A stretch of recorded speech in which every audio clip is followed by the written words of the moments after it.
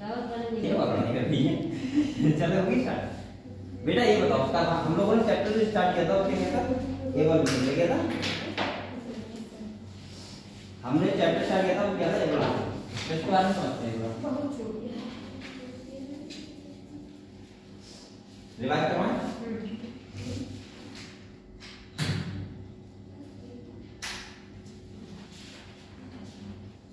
देखो हमने बताया था पहले तो डेट ध्यान रखो। मैंने कहा था ओरिजिन ऑफ यूनिवर्स कब हुआ था पता है आपको? 20 बिलियन ईयर्स अगो। कब हुआ था? 20 बिलियन ईयर्स अगो। पता है?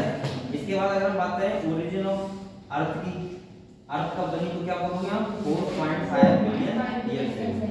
इसके बाद अगर लाइफ अर्थ पे कब आई तो कब बोलते हैं? 4 बिलियन ईयर्स अगो। ये पता है आपको? ये 3 मिनट ध्यान रखना। क्या क्या बोला मैंने? इधर देखो बेटा, ओरिजिन ऑफ यूनिवर्स सही है? ये कब हुआ था? 20 billion years ago.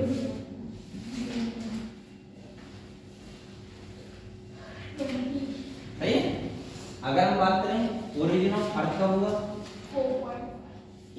Origin of earth कब हुआ तो क्या बोलोगे? 4.5 बिलियन ईयर्स अगो। ठीक है? और अगर हम बोले तो लाइफ कब आई धरती पे तो कब आई? 4 बिलियन ईयर्स अगो। 4 बिलियन। सही है? इसका मतलब कि अर्थ बनने के 500 मिलियन साल लगे किसे आने में? अर्थ को आने में। इतना क्लियर है? इसके बाद मैंने कहा था कि बेटा यहाँ पे एक थ्योरी दी थी जिसे बोलते हैं बिग बैंग थ्योरी। क्या बोलते हैं? Big bang theory. Big bang theory. सही है? इस थ्योरी ने ये बताया था कि जो ये पूरा यूनिवर्स था ये क्या था? आपका बोला था यहाँ पे विस्फोट हुआ। सही है? और विस्फोट हुआ तो धरती होती है क्या? प्लेनेट है, मतलब विस्फोट के टुकड़े हैं। सही है? ऐसे करके इसके बाद साइंटिस्ट ने अगर हम बात करें कि इवोल्यूशन कैसे हुआ है, लाइफ कैसे है धरती पे, तो कई सारे थ्योरी दी थी। जैसे मैंने बताया थ्योरी ऑफ स्पेशल क्रिएशन बताया था पहले। दूसरी क्या बताई थी? ये कॉस्मोलॉजी थ्योरी यहाँ हो गई। इसके बाद क्या बताया था? स्पॉन्टेनियस थ्योरी भाई और बायोजेनेसिस थ्योरी। ठीक है? ये हमने सब पढ़ा था। इसके बाद देखो मैंने आपको बताया थ्योरी ऑफ स्पेशल क्रिएशन में क्या कहा था? साइंटिस्ट ने कहा था कि जो लाइफ है वो ब्रह्मा के द्वारा बनी है। किस द्वारा बनी है? ब्रह्मा के द्वारा। लेकिन सत्य नहीं था। इसके बाद स्पॉन्टेनियस थ्योरी कहती है कि जो लाइफ है वो आई है लिविंग से। किससे आई है? लिविंग से। लेकिन ऐसा सच्चाई नहीं थी। इनका जो सपोर्ट किया था वो क्या था? बॉन हेलमोल्ट्ज ने। ये बात ध्यान रखना, ठीक है? इंपॉर्टेंट है। इसके बाद अगर बात करें बॉन हेलमोल्ट्ज ने कहा था कि अगर चूहा है चूहे को सॉरी अगर कोई गंदी साइड है उसको आप कहां रखो? आटे में। तो उसमें क्या बन जाते हैं? चूहे बन जाते हैं। ठीक है? तो ये इन्हें कहा था। इसके बाद हमने देखा कॉस्मोलॉजी थ्योरी। उन्होंने कहा था कि जो स्पोर है वो दूसरे प्लेनेट से आए। ये थ्योरी बताती है। नेक्स्ट जो सही थी वो कौन सी थी? बायोजेनेसिस। इसका मतलब है कि लाइफ किससे बनी है? लिविंग से बनी है।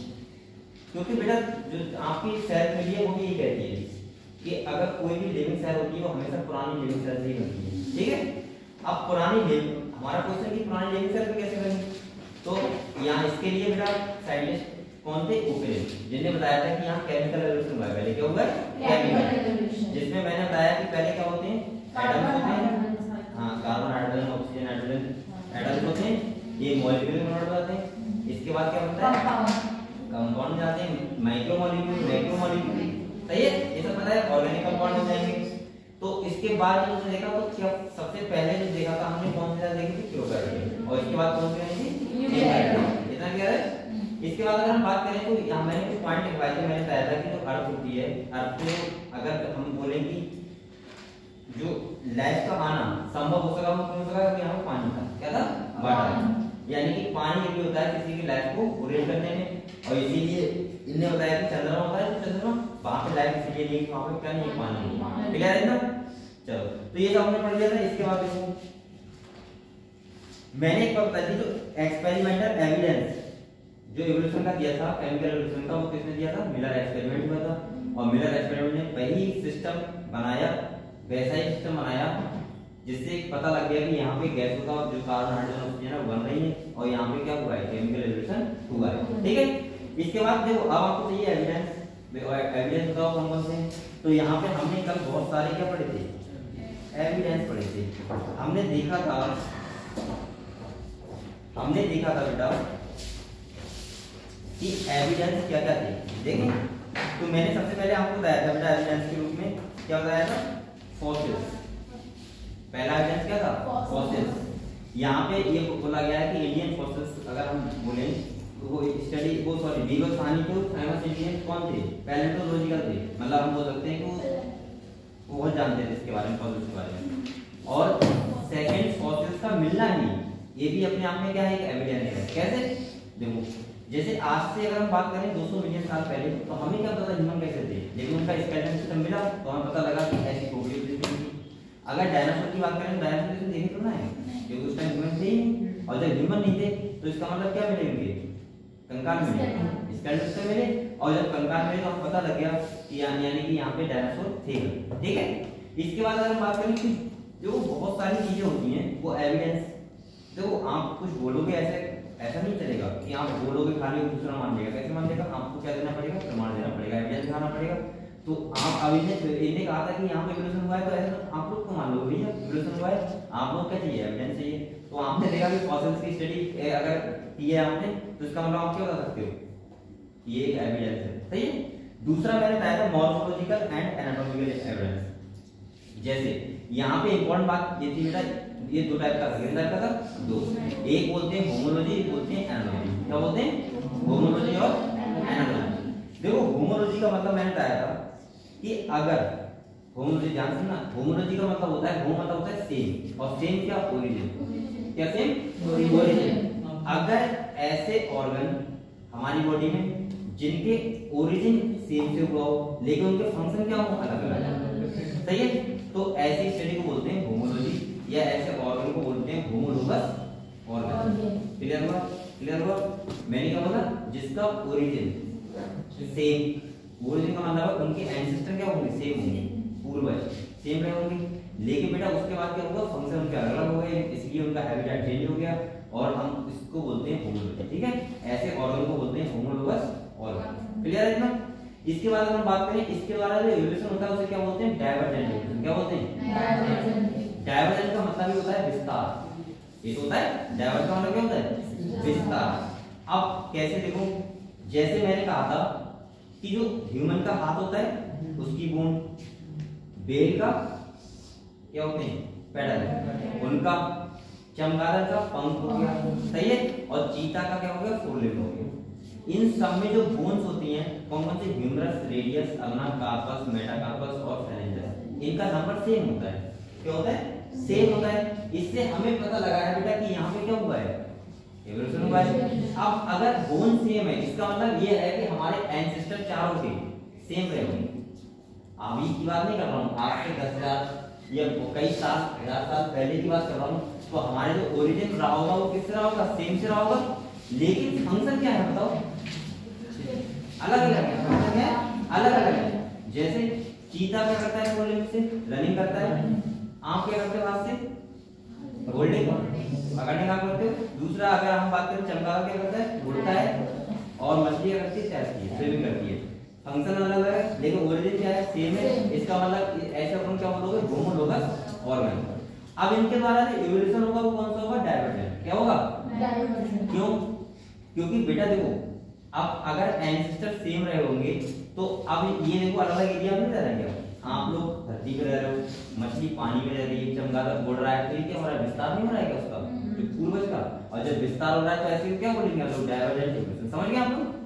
डायवर्जेंट इवोल्यूशन को हम लोग एक नाम से और जानते हैं, इसका नाम क्या होता है, एडेप्टेशन रेडिएशन। क्या होता है, क्योंकि आपको क्या करना पड़ेगा, अपने आप को एडेप्ट करना पड़ेगा उसी हैबिटेट के अकॉर्डिंग। जैसे अगर मान लिया हमारा ओरिजिन सेम से हुआ है, हमारे एंसेस्टर सेम होंगे, तो मछली ने अपने आप को पानी में रहना डाला, चमगादड़ ने हवा में उड़ने के लिए डाला, आपने टेरेस पे रहने के लिए डाला, तो अपने आप को क्या आपने उसकी तरह एडेप्ट नहीं किया। समझ गए आप, इसीलिए इसको बोलते हैं एडेप्टेशन रेडिएशन। समझ गए। इसका और एक बहुत अच्छा एग्जांपल था डार्विन फिंचेस। क्या था, डार्विन फिंचेस। ये क्या होती है, फिंचेस एक बर्ड्स होती है, क्या होती है, चिड़िया। सही है। कौन थे, डार्विन, साइंटिस्ट डार्विन नाम सुना है आपने, सुना है। तो डार्विन ने क्या किया, यात्रा की। क्या की, यात्रा। और यात्रा पे गए तो उन्होंने देखा कि आइसलैंड पे गए जब वो, जिसका नाम होता है गैलापागोस आइसलैंड। ठीक है, उस पे गए तो उन्होंने देखा कि चिड़िया जो थी उसकी चोंच का साइज अलग अलग आइसलैंड पे अलग अलग था, समझ रहे? कैसे? उनके अकॉर्डिंग टू, हाँ, कहीं भी छोटी थी, कहीं थोड़ी बड़ी थी, कहीं और बड़ी थी, और इससे पता लगा कि हैबिटेट के अनुसार चिड़िया ने अपनी चोंच को क्या कर लिया है, वैसे एडप्ट कर लिया है। सही है? आपको पता है आपका अंगूठा जो होता है वो बड़ा हो जाएगा थोड़े दिन बाद, आने वाली 50 पीढ़ी के बाद, क्योंकि अंगूठा का हम यूज हो सकते हैं ना फोन चलाने में, तो इस पे कहीं ना कहीं इफेक्ट आएगा इसमें। अरे फोन चलाते पूरे दिन, वहाँ क्या करते हो, अंगूठे चलाते हो लगातार, तो बेटा इस पे देखना कहीं ना कहीं इवोल्यूशन देखना। अब अगर फ्यूचर में हुआ तो मुझे लग रहा है ये अंगूठा है वो बड़ा हो जाएगा, क्योंकि आप तो इसके लिए बहुत कर रहे हो, फोन चलाने है ना, कर रहे नहीं कर रहा है? कर रहे हैं सर, कर रहे हो तो ठीक है बेटा, कम किया फोन कम चलाया। चलो इसके बाद एक देखो बेटा, तो यहाँ पे हम लोग होमोलॉजी समझ गए आपको? होमोलॉजी का मतलब क्या होता है? ओरिजिन सेम फंक्शन अलग अलग, और इसके द्वारा जो इवोल्यूशन होता है उसे क्या बोलते हैं? Divergent evolution. इतना क्लियर रहेगा आपको, याद रहेगा बेटा? इसके बाद मैंने बताया था एनालॉजी क्या होती है। एनालॉजी का मतलब होता है ओरिजिन अलग अलग और फंक्शन क्या होगा? सेम, यानी कि फंक्शन सेम और ओरिजिन क्या होगा? अलग अलग से होगा। ऐसे ऑर्गन को बोलते हैं एनालॉगस ऑर्गन, और इस स्टडी क्या बोलते हैं? एनालॉजी। क्लियर हुआ? इसके बाद जो इवोल्यूशन होता है वो कैसा होता है? कन्वर्जेंट इवोल्यूशन, क्योंकि यहाँ पे क्या हो रहा है? कन्वर्ट चीजें हो रही है ना, अब ओरिजिन तो अलग से हुआ है लेकिन वो एक जगह रह रहे हैं ना, तो इवोल्यूशन कैसा हो रहा है? कन्वर्ट हो रहा है, यानी कि कन्वर्जेंट इवोल्यूशन बोलते हैं इस चीज को। ठीक है, तो इसके भी आपने बहुत सारे एग्जांपल देख लिए, तो आपको ये समझ में आएगा, ये क्लियर हुआ आपको? हुआ? चलो अब अगले हम लोग पढ़ते हैं बेटा। अच्छा, अगर मैं एनालॉगस ऑर्गन की ए इंपॉर्टेंट जैसे एग्जांपल दूं तो आप लोग बताओ, चमगादड़ के पंख और इंसेक्ट के पंख दोनों का काम क्या है? उड़ना ही, तो फंक्शन सेम हो गया, लेकिन दोनों का ओरिजिन कहां से हुआ है? अलग अलग। सही है, तो इसका मतलब ये कौन सा एग्जांपल हो गया? Convergent evolution. इसका हो गया कन्वर्जेंट इवोल्यूशन। सही है, क्लियर हो? ऐसे हम बताया था पोटैटो और स्वीट पोटैटो, दोनों का देखो ओरिजिन क्या है? अलग अलग है। स्वीट पोटैटो क्या है? रूट है, और वो क्या है? स्टेम। तो ओरिजिन अलग अलग है लेकिन फंक्शन क्या है दोनों का? सेम। भाई फुल स्टोरेज तो करते हैं। सही है, तो इसके बाद आपने ये सब समझ लिया था बेटा, इतना क्लियर हुआ आपको? कहां तक लिखा था? कहां तक था? कन्वर्जेंट इवोल्यूशन के एग्जांपल होते हैं, लिख लिए थे? चलो अब आप लोग एक पॉइंट इंट्रोड्यूस कीजिए, ठीक है? लिखना बेटा, देखो when adaptive convergence, when adaptive convergence, when adaptive convergence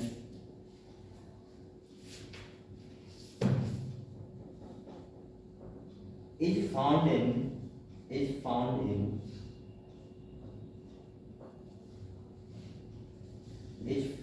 क्या लिखा? Found in closely related species, closely related species, closely related species.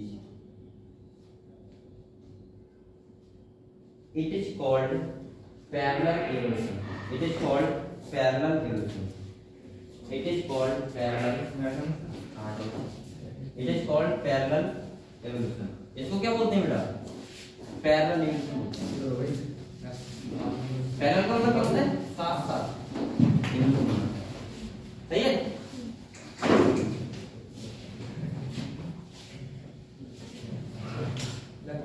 तो आप लोग दो, अभी तक मैंने आपको दो एविडेंस बताए, दो ही बताए। एक कौन सा बताया? Morphology and anatomical evidence. एक बताया आपको पैलेंटोलॉजिकल एविडेंस, इसमें हमने फॉसिल्स की स्टडी का पता लगा था। ठीक है, तो दो एविडेंस मिल गए, इसमें क्या प्रूफ हुआ कि इवोल्यूशन धरती पे हुआ है। तीसरा बेटा आपको हेडिंग डालो, biogeographical evidence, biogeographical evidence. Heading डालो, बायो जियोग्राफिकल एविडेंस।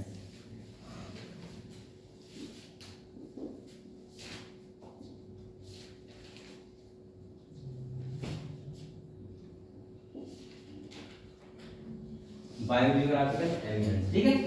इसका मतलब क्या है? मैंने कल भी आपको समझाया था, प्रिंसिपल लेट कैसे करते हो? प्रिंसिपल लेट कैसे करते हो? अब तो बोल क्यों नहीं रहा है? लेट क्यों हो गया तुम लोग? अरे हंसाया क्या बेटा, बताओ। अरे सारा उसका कोई पास रीजन, हाँ ऐसे बोलो ना, प्राइवेट रीजन है, प्राइवेट नहीं पूछता मुझे। हाँ बताओ प्राइवेट रीजन है, बताने का नहीं कह रहा है, इसीलिए नहीं बोल रहा है। चलो तो बहुत बढ़िया बेटा, थोड़ा ऑपरेट में आएगा कोई दिक्कत नहीं, जिंदगी में फंस रहा हो बस। इधर देखो, पढ़ाई करना क्या है, पढ़ाई तो कर ही लोगे। चलो चलो बेटा, बायोजियोग्राफिकल एविडेंस की अगर हम बात करें तो यहाँ पे सुनो थोड़ा सा। देखो एक बार बताओ, मैंने कल भी आपको बताया था, मैंने कहा था अगर मान लिया कि गॉड के द्वारा धरती पे स्पीशीज बनाई जाती है, सही, तो वो क्या ऐसा करते कि न्यूजीलैंड में कम लोगों को बना दिया, कम स्पीशीज बना दी, इंडिया बहुत ज्यादा बना दी, ऐसा तो नहीं करते ना। उनके लिए तो पूरी धरती एक समान थी, नहीं समझ रहा है भाई। अगर गॉड बनाता तो जितनी स्पीशीज ने भारत में बनाई है उतनी डायवर्सिटी यानी कि नंबर ऑफ स्पीशीज कहां बनाता, न्यूजीलैंड में बनाता, और उतनी ही पोलो में बनाता। भाई आप कहोगे सर वहां ठंड ज्यादा पड़ती है इसीलिए कम स्पीशीज है।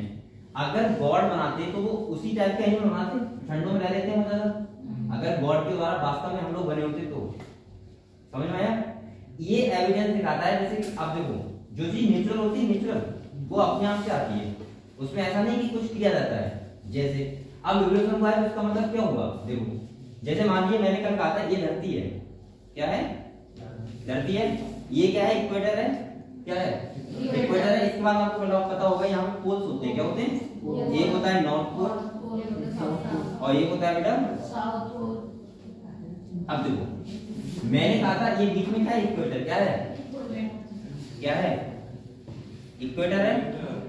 आप लोग अगर बेटा इक्वेटर से इधर जाओगे और इधर इक्वेटर से इधर जाओगे तो आपको जो स्पीशीज बायोडायवर्सिटी होगी वो कम होती जाएगी, नंबर ऑफ स्पीशीज क्या मिलेंगे आपको, कम मिलेंगे। सबसे ज्यादा कहां पे होंगे, इक्वेटर पे होंगे। इसके बाद आप लोग जैसे जैसे जाते जाओगे वैसी वैसी स्पीशीज बायोडायवर्सिटी क्या होती रहेगी, कम। इसका मतलब क्या है कि यहाँ पे इवोल्यूशन हुआ है तभी तो ऐसा हुआ है। ऐसा क्यों, क्योंकि यहाँ पे ठंड ज्यादा पड़ती है, यहाँ मौसम जो होता है वो सर्वाइवल के लिए होता ही नहीं है, तो ज्यादा स्पीशीज रह नहीं पाएंगे, और रह नहीं पाएंगे तो जहां रह पाएंगे वहां पे हो गई। अब बताओ आपके भारत में कितनी ज्यादा बायोडायवर्सिटी है। ऐसे आपने उसका नाम सुना है अमेज़न फॉरेस्ट का, बेटा वो अपने आप में बहुत बड़ा फॉरेस्ट है, तो सोचो उसमें वो यही तो है, इसीलिए उसमें क्या है, नंबर ऑफ स्पीशीज क्या है, बहुत ज्यादा है। तो ये इसका मतलब ये दिखा रहा है बेटा कि कहीं ना कहीं यहाँ पे क्या हुआ, धरती पे इवोल्यूशन हुआ।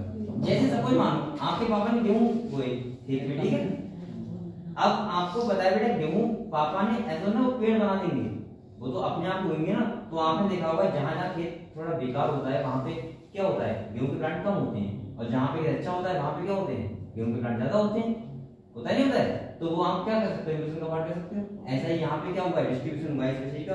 तो जहां पे सर्वाइवल के लिए स्पीशीज के लिए अच्छा मौसम था, अच्छा एरिया था, तो वहां पे डायवर्सिटी क्या हो गई, ज्यादा हो गई, और जहां पे कम था वहां पे डायवर्सिटी नहीं हो पाई। अगर आप पोलो की तरफ जाओगे तो आपको लगेगा कि बेटा वहां पे 10 या 15 स्पीशीज जरूर मिलेंगी, प्लांट्स भी आपको एक टाइप के मिलेंगे, बस देखने को एक दो टाइप के, सही है। और यहाँ पे आप लोग बाहर ही देख लो कितने सारे प्लांट्स हैं, आप लोग खुद नहीं पहचान पाओगे कितने सारे प्लांट हैं, क्लियर हुआ। तो अब आप ये मत सोचना कि कुत्ता हमारे यहाँ है, मतलब इंडिया में, तो और सब देशों में कुत्ता होंगे, नहीं होंगे, कोई जानती नहीं कुत्ता होता है क्या, डॉग, सही है। ये हो सकता है दूसरे किसी देश में कोई एनिमल हो, यहाँ पे वो जरूर सुना है भैया, आपने जिराफ भी देखा होगा, जरा किसी लोगों ने देखा होगा, जिराफ देखा है क्या आपने, फोटो में देखा है, सही है, रियल देखा है, बताओ कहाँ देखा है, जू में, अच्छा जू में देखा है, हाँ जू में देखा होगा, मैंने तो बता देखा है कि रोड पे घूमते हुए जा रहा है, तो मैंने देखा है, हाँ जू में देखा होगा, सही है। तो कहीं ना कहीं बहुत सारे, अच्छा ऐसे वो बोलो पोलर बेयर आपने देखा है, पोलर नहीं देखा है, वो कहाँ मिलते हैं, इधर मिलते हैं, तो अब आपको नहीं पता है, देखा आपने पढ़ा है कि ऐसे हो है, सही है। तो बहुत सारे एनिमल है जो आपको, कंगारू देखा है आपने, तो नहीं देखा है, कंगारू देखा है, कहाँ देखा है, जू में कहाँ देखा है, कौन से में देखा, ऑस्ट्रेलिया जू में कंगारू मुझे तो नहीं मिला था, मैं तो गया, सर कहाँ पे है, चलो हो सकता है, फिलहाल कंगारू कहाँ रहते हैं, ऑस्ट्रेलिया में रहते हैं, कहाँ रहते हैं, ऑस्ट्रेलिया में, तो सही है, हो सकता है वो। तो इसका मतलब ये क्या प्रूव कर रहा है बेटा, ये क्या प्रूव कर रहा है कि यहाँ पे इवोल्यूशन हुआ है, समझ गए हम लोग, क्लियर हुआ। तो लिखो बेटा, लिखो the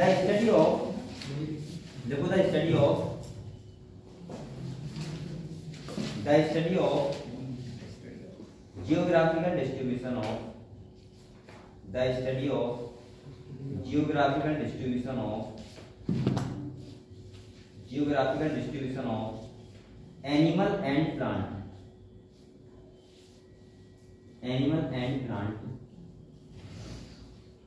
species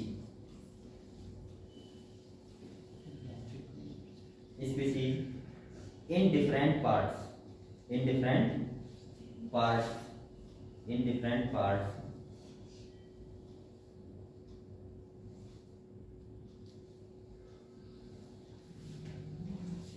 parts of earth is called biogeography। क्या बोलते हैं इसको? बायोजियोग्राफी। यानी कि डिफरेंट पार्ट में अर्थ के डिफरेंट क्या है स्पीशीज हैं, और जहाँ पे अच्छा मौसम है वहाँ पे स्पीशीज ज्यादा है, जहाँ पे आप लोग बताओ, अच्छा वो बताओ, आपने देखा होगा गांव के कंपेयर में शहर का जो क्षेत्रफल होता है लगातार बढ़ रहा है, नहीं बढ़ रहा है? अगर आज से आप पीलीभीत को देखोगे 10 साल पहले तो आपको बहुत छोटा एरिया दिखता होगा, लेकिन आज आप देखो कहाँ तक बढ़ गया है। ऐसा क्यों हो रहा है बताओ? एवोल्यूशन हो रहा है, चलो एवोल्यूशन हो रहा है, लेकिन ऐसा वो क्यों हो रहा है? ये एवोल्यूशन हो रहा है तो अच्छी बात है, लेकिन वो क्यों हो रहा है ऐसा? आप लोग बताओ, गांव से लोग शहर में मकान क्यों बनवाते हैं? फैसिलिटी, वही तो मैं कह रहा हूँ, क्यों बनवाते हैं? उन्हें पता है देखो भाई हमारा बच्चा अच्छे स्कूल में पढ़ पाएगा, उसे 1 किलोमीटर का अच्छा स्कूल मिल जाएगा, आपको कोई डिलीवरी होगी तो आधा किलोमीटर आपको अच्छा हॉस्पिटल मिल जाएगा, सही है? यहीं पे आपको सबको रोड मिल जाएगा, कहीं जाना है तो यहीं पे आपको मतलब पूरी सुविधा, खाने के लिए आपको मिल जाएगा, पिज्जा मिल जाएगा यहीं पे। तो इसका मतलब ये है कि आपको सारी फैसिलिटी मिल रही है। आपकी का फेवरेट है ना पिज्जा, तो इसका मतलब क्या है कि यहाँ पे हर चीज मिल जाती है, और हर चीज मिल जाती है, इसलिए तो आप शहर में काम करवाते हैं। अब गाँव में क्या है? आपको लगेगा पकौड़ी खाने को भी नहीं मिलेगी, भाई आपको पकौड़ी खाने लगी वो भी बनानी पड़ेगी, मिलेंगे नहीं, 2-3 किलोमीटर की जाएगा।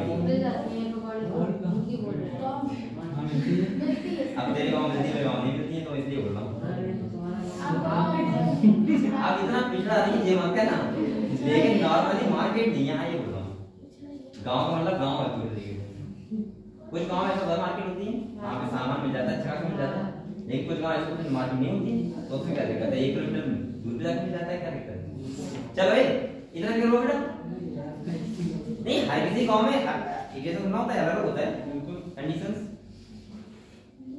इसका गाँव थोड़ा अच्छा होगा, तेरा गाँव कौन सा है? हाँ अब जो होता है ना बेचने वाला आता है उसमें काम आता है अमीननगर। अब मैंने देखा नहीं है, मोरौली देखी, अरे मैंने कुछ नहीं देखा। नाम से कैसा लग रहा है तुम्हें? कैसा लग रहा है नाम से कैसा लग रहा है? क्या मिल जाता है तुम्हारे गाँव? क्या मिल जाएगा? और क्या मोबाइल मिल जाएगा? खाली पकौड़ी तो मेरे गाँव में मिल जाएगी, इतना काम हो जाता है। टिक्की वगैरह ये सब मिलाती है तो मछली। चलो बेटा सही है। आप लोग ये बताओ आप लोग बायोजियोग्राफिकल डिस्ट्रीब्यूशन एविडेंस समझ गए? Yes sir. क्लियर हुआ बेटा? तो ये वाला अगर डायग्राम सबको बनाओ क्या फायदा है? अगर बनाओ तो आपको ये ऐसे बना लो, ऐसे करके इधर इक्वेटर दिखा दो, इधर साउथ पोल, इधर नॉर्थ पोल, और इसके बाद ऐसे एरो बनाओ और देखो डायवर्सिटी कम हो जाएगी। देख लो डायवर्सिटी डिक्रीज, सही है? ऐसे कर लो, अगर बनाओ तो वैसे आपको बात नहीं समझ में नहीं आएगा। ये आ रहा है समझ में? बना लो।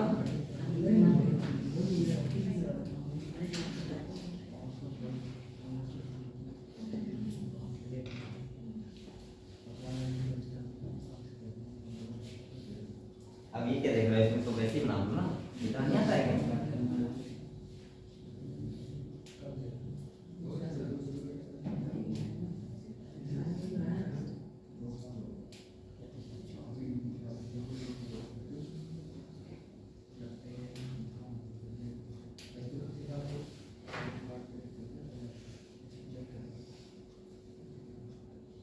तो ये भी क्या दिखा रहा है? एक एविडेंस दिखा रहा है, ठीक है? इससे ही पता लग रहा है कि यहाँ पे क्या हुआ है, एवोल्यूशन हुआ है।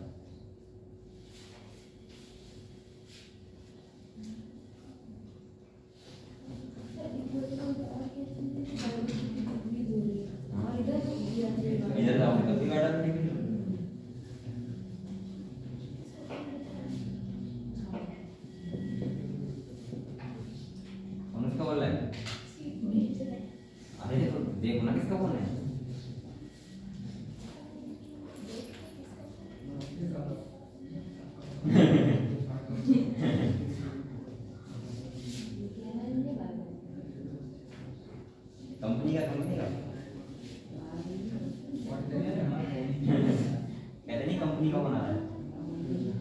4 के 7 तो कंपनी का फॉर्म होता था,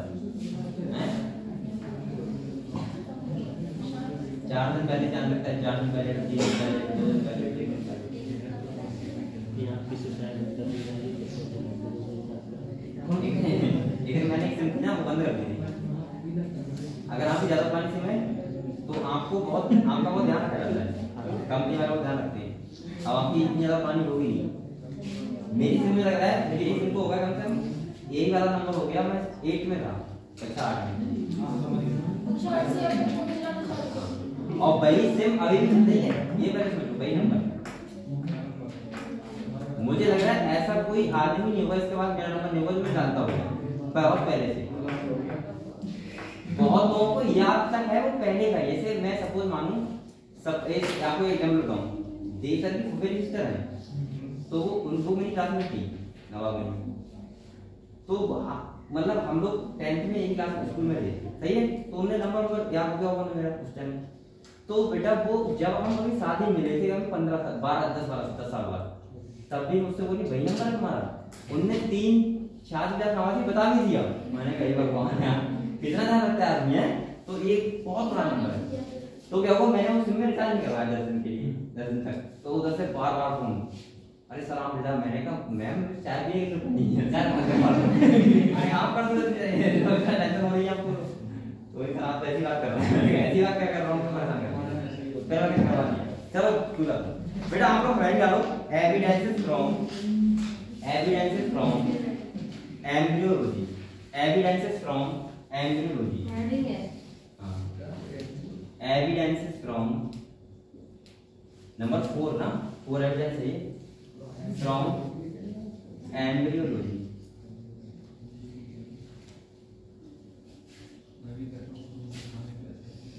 एविडेंसेस फ्रॉम एम्ब्रियोलॉजी। अच्छा एम्ब्रियोलॉजी किसी क्या कैसे पता लगता है, बताओ इससे कैसे एविडेंस आपको पता लगता है कि इवोल्यूशन हो रहा है?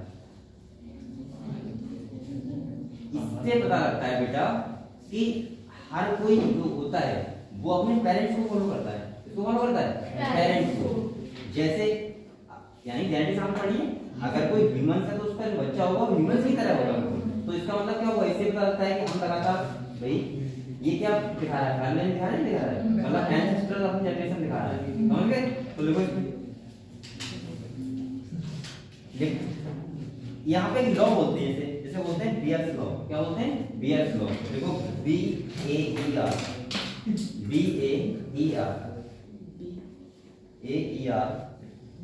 लॉ, देख लिया? अब जैसे आगे लिखो अकॉर्डिंग टू इट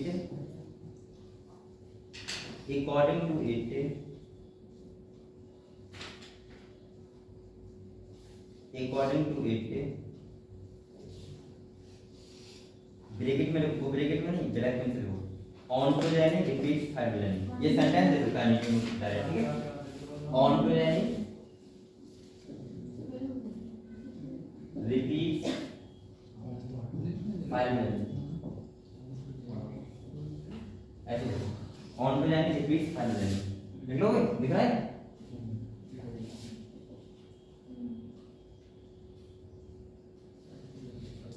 इसका मतलब क्या होगा? इसका मतलब हुआ ऑन्टोजेनिक मतलब होता है ऑर्गेनिक, और रिपीट क्या करते हैं? फाइलोजेनिक का मतलब क्या होता है? अपना एंसेस्ट्रल जनरेशन को, मतलब आपके फादर है तो आप फादर की तरह होंगे, आपके बच्चे आपकी तरह होंगे, तो कहीं ना कहीं ये क्या हो रहा है लगातार रिपीट हो रही है फाइलोजेनिक, सही है? फाइलोजेनिक का मतलब होता है स्टडी ऑफ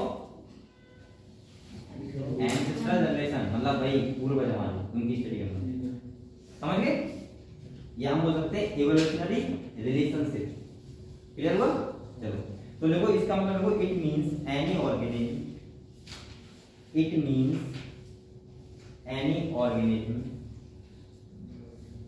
so its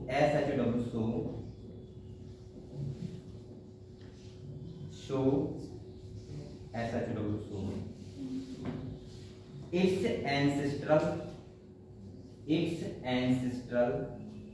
का मतलब होता है ना पूर्वज, क्या होता है? पूर्वज, ancestral stage during its embryonic development during its embryonic development. या हम बोल सकते हैं बेटा कि हर किसी का जो डेवलपमेंट होता है वो किससे होता है? एम्ब्रियो से, यानी कि हर किसी का एम्ब्रियोनिक डेवलपमेंट होता है। सही है? तो ये भी क्या फॉलो करता है? ये भी क्या दिखा रहा है? एविडेंस दिखा रहा है किसका? इवोल्यूशन का, कि यानी कि इवोल्यूशन यहाँ पे हुआ है। क्लियर? अगर ऐसा नहीं होता बेटा, एक बात बताओ, तो अगर एम्ब्रियो डेवलपमेंट ना होता तो भाई किसी ने अगर गॉड ने बनाया है हम लोगों को तो एक ही बार समझ देता, इसके बाद फिर कैसे बनते रहा था? ये भी एक सवाल है। तो इसका मतलब एम्ब्रियो डेवलपमेंट हो रहा है हमारा था, तो स्टार्टिंग से ही तो हुआ होगा, प्रोकार्योटिक इसके बाद यूकार्योटिक ऐसे थे। ठीक है, चलो तो ये क्लियर हुआ बेटा इतना। अब हम लोग अगले हेडिंग डाल new theories of organic evolution. अभी तक तो हम कौन सा पढ़ रहे थे? एविडेंस, इवोल्यूशन के एविडेंस पढ़ रहे थे। अब थ्योरी दी थी साइंटिस्ट ने, तो हेड डालो theories of organic evolution. Theories of organic evolution.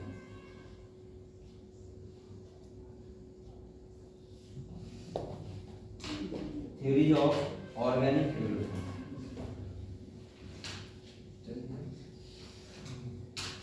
Theories of organic evolution देख लिया इसमें देखो बेटा। हाँ, थ्योरी के बारे में बात सुनो। देखो यहाँ पे जो साइंटिस्ट थे, एक से लेमार्क की थ्योरी बात करेंगे, एक किसी करेंगे डार्विन की। आपने ये बहुत हिंदी पढ़ा होगा, लेमार्कवाद और डार्विनवाद पढ़ा है? पहले पढ़ा था, हमने जिराफ के बारे में बताया था, तो हम लोग उनकी बात करेंगे। ठीक है, उन्हें थ्योरी दी थी कुछ ऑर्गेनिक इवोल्यूशन के बारे में। तो आप लोग लिखो, सबसे फर्स्ट लाइन डालो लेमार्क की, LMARCKISM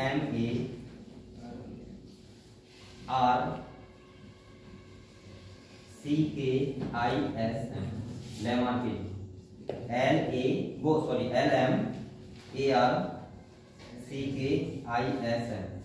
लेमार्क की।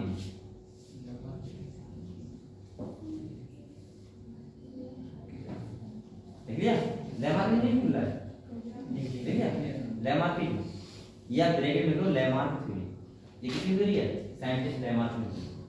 इन्हें बताया था, देखो इसका मतलब है क्या? इसका मतलब यह है, इन्हें बताया था कि इवोल्यूशन हुआ कैसे। तो ये बहुत ही समझ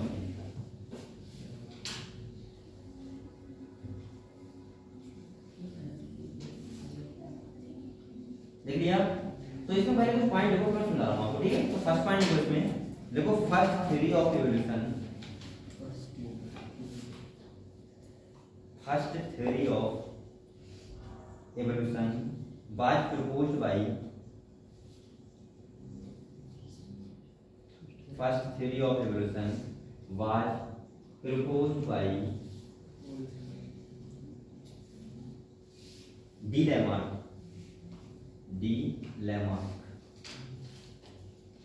और ये कब दी थी बेटा इन्हें? तो ब्रैकेट में 1744 से 1829, 1744 से 1829 के बीच की बात है।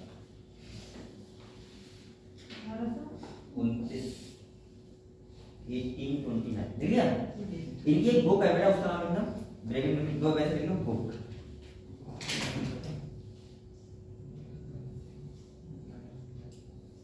इनकी बुक का नाम है फिलोसफी, देख लो, फिलोसफी जियोलॉजिकल, इसमें बोलो पूरी ZOOLOGIQUE,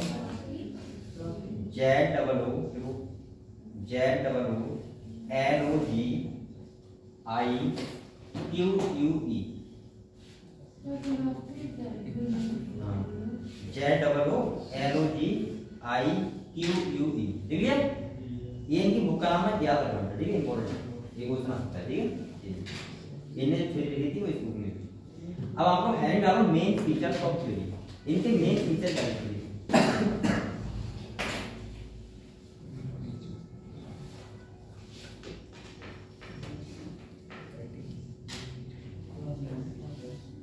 तो समझे मेन फीचर क्या थे इस थ्योरी के? ठीक है, तो इनके मेन फीचर्स थे 3, जिसमें एक तो कति गलत था, जो मुझे भी गलत लग रहा है, सबको गलत लगा। ठीक है, बिल्कुल गलत था, लेकिन दो इन्हें लेवल सही दिए थे। इन्हें पहला बताया था बेटा कि देखो एवोल्यूशन कब होता है पता है? एवोल्यूशन जब होता है, हम बोल सकते हैं इफेक्ट ऑफ एनवायरनमेंट। इसका मतलब समझे आपको? इसका मतलब होता है कि एनवायरमेंटल इफेक्ट होता है तब एवोल्यूशन होता है। अभी आप लोग सोचो, बेटा, अभी आप लोग यहाँ पे मान लिया इन्वायरमेंट बहुत नॉर्मल है, सही है, सही है? तो तो क्या यहाँ पे क्या एवोल्यूशन होगा? जैसे अगर गांव में मान लीजिए पहले लाइट नहीं थी तो जरूरत थी ना वो, भाई इन्वायरमेंट के हिसाब से जरूरत पड़ी उसकी, और क्या होगा? एवोल्यूशन होगा। दूसरी बात, अगर हम जिराफ का एग्जांपल लें, जिराफ का, किसका लें? जिराफ का, क्योंकि इन्हें जिराफ का याद रखा था। अगर हम जिराफ का एग्जांपल लें तो इन्हें ये लगा था कि उस टाइम जो जिराफ पेड़ खाते थे, पेड़ छोटे छोटे पेड़ खत्म हो गए थे। क्या हो गए थे? खत्म हो गए थे। तो जिराफ को बड़े प्लांट खाने की क्या पड़ी? जरूरत पड़ी। क्या पड़ी? जरूरत। और इसीलिए वो गर्दन क्या करते रहे? ऊपर करते रहे। वो गर्दन कैसे हो गई? लंबी हो गई। इनका ये मानना था, ठीक है। तो इनका पहला जो था, नंबर 1 लिखो, पहले लिखो नंबर 1 लिखो, ब्लू पेन लिखो ऐसे लिखो, effect of environment, effect of environment. ये बात इनकी सही है बेटा, सही है। जरूरत होती तब हम काम करते हैं, ध्यान रखना। जैसे आप लोग जरूरत पैसे हो तो आप डॉक्टर की तैयारी कर रहे हो, अगर घर में पैसा बहुत सारा सोचते क्या करूं डॉक्टर की तैयारी करके, सही है, मजे कर रहा हूं, ठीक है। तो देखो, effect of environment and new needs, and new needs, जरूरतें, एंड न्यू नीड्स। इन्हें कहा, पहला बेटा बताया कि जब इफेक्ट एनवायरनमेंट का होता है और हमें जरूरतें होती हैं, तब क्या होता है? एवोल्यूशन होता है। क्या होता है? एवोल्यूशन होता है। नंबर 2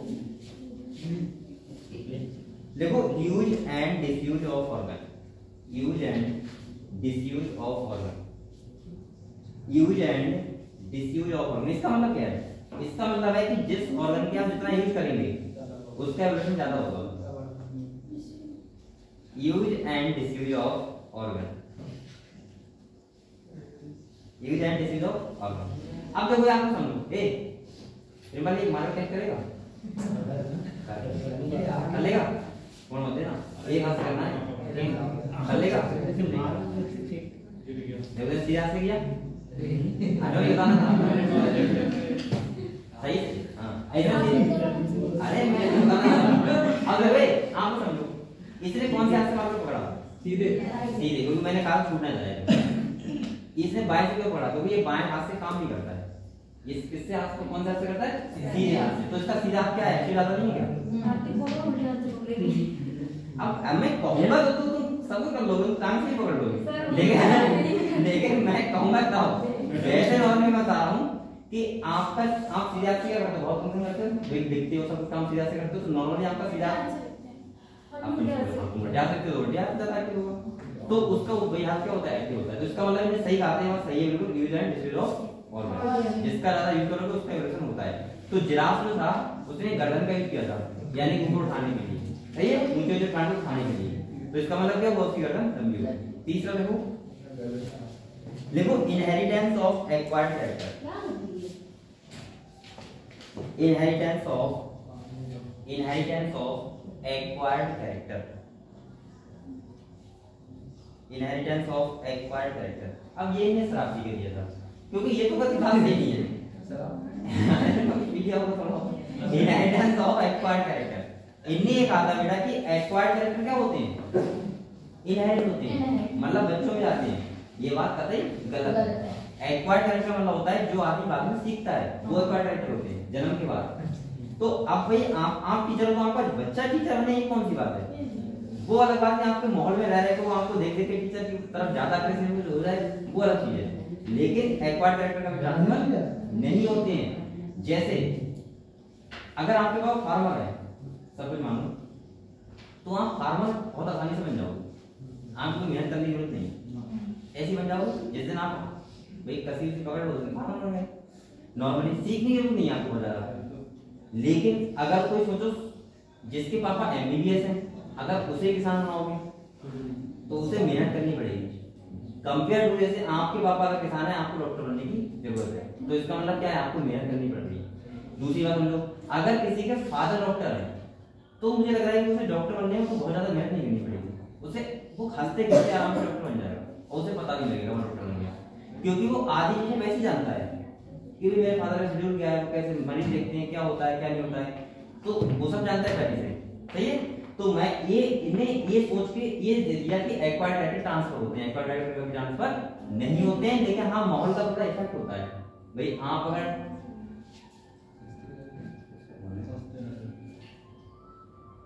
अब बेटा एक बार बताओ, हाँ कुछ ही मैं दे सकता राजीव दे सकता, ठीक है।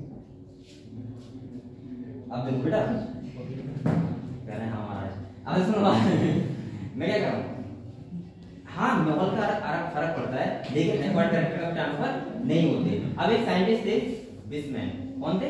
बिस्मैन। उन्होंने देखा कि यार ये कैसे वो दे रहा है फिर दे रहा है, तो उन्होंने क्या किया, चूहा लिया। क्या लिया? चूहे को तो हर बार परेशान किया बेचारे, पता नहीं वही फालतू देने का। तो इन्हें क्या किया, चूहा लिया, उसकी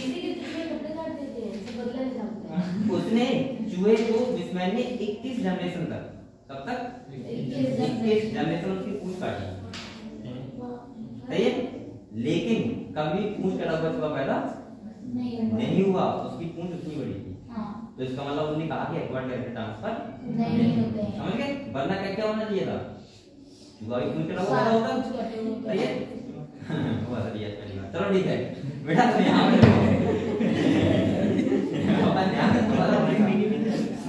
चलो बेटा, तो यहाँ पे कॉमन पॉइंट देखो, कॉमन पॉइंट देखें, देखो during the life of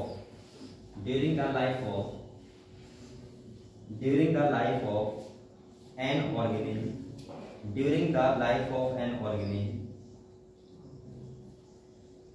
during the life of an organism, new character develop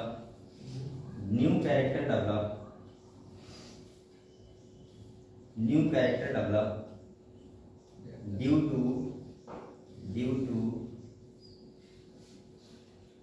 internal vital force, second vital force,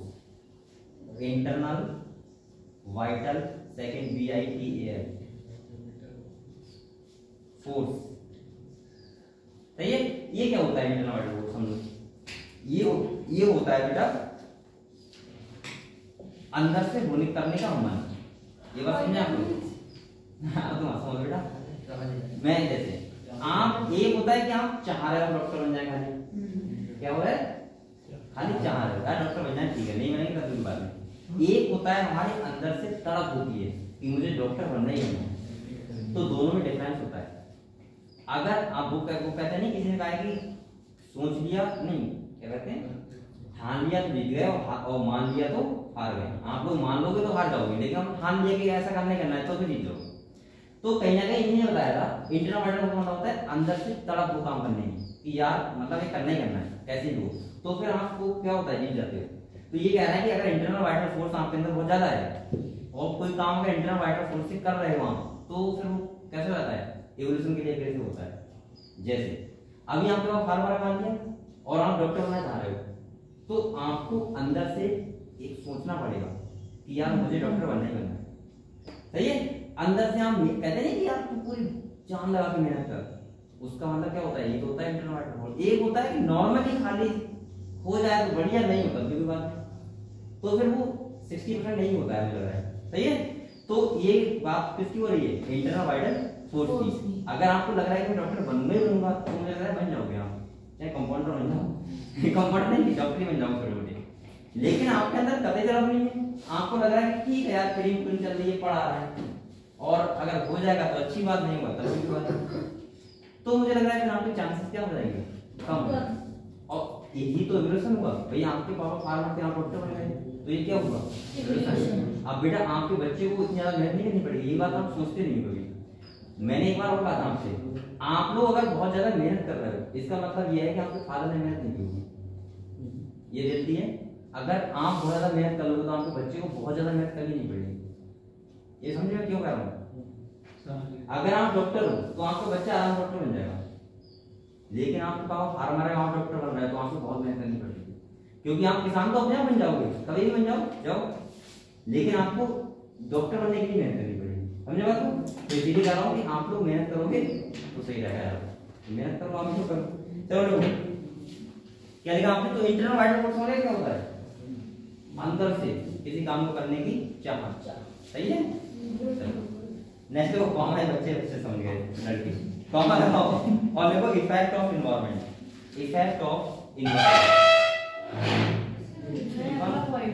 इसी इफेक्ट ऑफ इन्वायरमेंट रिंपल का नहीं चाह होती तुम्हारी पढ़ाई तो हमारे लिखो बेटा देखो इफेक्ट ऑफ इन्वायरमेंट दूसरा बेटा सबसे इंपॉर्टेंट रोल क्या किसका होता है इन्वायरमेंट का अगर इन्वायरमेंट हो रहा है तभी क्या होगा पॉल्यूशन होगा फिर कहां लगाओ और लिखो न्यू नीड्स मतलब नई जरूरतें आपको जरूरत ही नहीं किसी चीज को तो आप क्यों करोगे भाई आप मेहनत क्यों करोगे बताओ तो जरूरतें भी होना चाहिए लाइफ में आपको सपने भी होने चाहिए सही है इसके बाद देखो and use and disuse of organ and use of वो सॉरी कॉमन लगाया use and disuse of organ use and disuse of organ disuse of organ लिख लिया बेटा लिख लिया तो आप ये बात समझ गए पूरी तरीके से क्योंकि इन्वायरमेंटल इफेक्ट होता है बहुत ज्यादा इसके बाद इंटरनल वाइटल फोर्स होता है तीसरा क्या होता है जरूरत नहीं करती और फिर ये सब मिलके क्या करते हैं इवोल्यूशन करवाते हैं नेक्स्ट देखो दीज एक्वायर्ड कैरेक्टर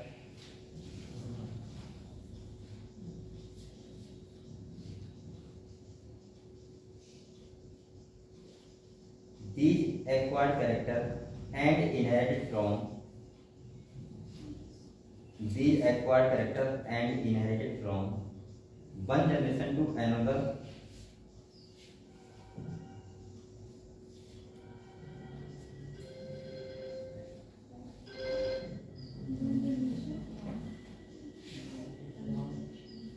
क्या लिखा आपने these acquired character are inherited from one generation to another ठीक है अच्छा एक बात बताओ ये पता है कौन से एक्वायर्ड कैरेक्टर की बात कर रहा है जो आपने बाद में इनहेरिट किए मतलब ये वाले नहीं कि आपने टीचर बन गए तो वो बच्चा टीचर बन जाएगा नहीं ये बुक कहना चाह रहा है कि आपने जो इवोल्यूशन कर लिया है जैसे जिराफ लंबे हो गए एक बार तो फिर वो लंबे तो हुए भाई इनका बच्चा भी तो लंबा ही होगा ये बताना चाह रहा है ये वाले एक्वायर्ड कैरेक्टर समझ गए उनने जो मेहनत करी तो बच्चे को एक्स्ट्रा मिला तो वो क्या होता है इवोल्यूशन होता है जो एक्वायर्ड कैरेक्टर ट्रांसफर हो जाते हैं समझ गए आप लोग ये कहना चाह रहा है जैसे सपोज मानो कि आप थोड़े कम हाइट तो आप किस तरीके से लंबे हो गए भाई ऐसा करके कहते हैं लड़का को लंबे हो जाओगे ऐसा पहले बोलते थे तो लड़के के लंबे हो जाते हैं तो लंबे हो गए तो हो सकता है आपके बच्चे भी वो कैरेक्टर आ जाए लंबा हो जाए वो तो ऐसा हो सकता है लेकिन ये बहुत ज्यादा सही बात नहीं लग रहा है ये ऐसी बात है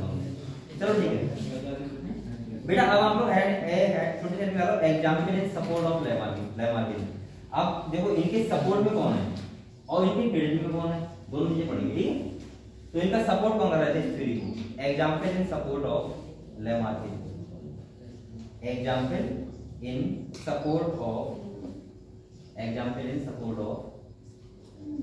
लैमार्किन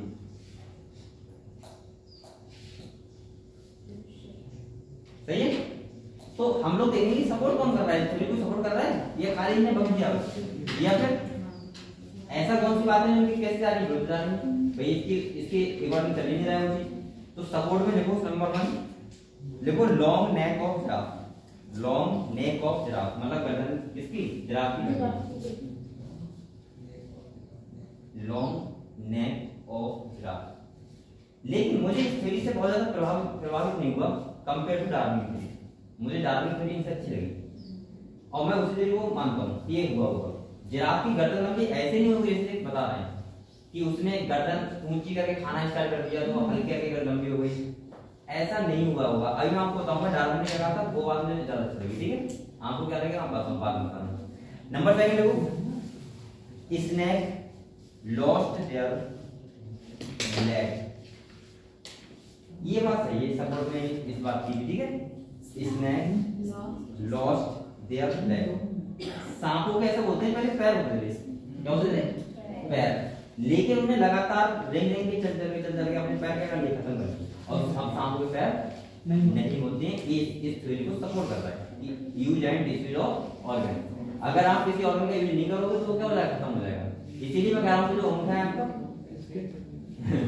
आप लोग फोन बहुत यूज करते हो इसीलिए जो अंगूठा है वो क्या हो जाएगा बड़ा हो जाएगा क्योंकि आप लोग लगातार फोन चला रहे लगातार अंगूठा का यूज कर रहे हो तो क्या होगा उसको होगा और एक रिजल्ट भी ऐसा हो सकता है कि अगले पे जाके कुछ हो जाए, ठीक है। चलो नेक्स्ट सपोर्ट लिख लिया हमने। आप देखो क्रिटिसिज्म, इस थ्योरी को क्रिटिसिज्म कौन कर रहा है, मतलब इस थ्योरी को फॉलो नहीं कर रहा है वो, तो देखो क्रिटिसिज्म ऑफ लेमार्क, क्रिटिसिज्म फिर बोलो CRITICISM। बेटा किसी को इंग्लिश में अगर हिंदी में प्रॉब्लम होती है तो पूछ लिया करो, आप शर्माए मत करो, ठीक है। क्रिटिसिज्म ऑफ लेमार्क मैं तो नहीं पूछूंगा किताब है उसकी।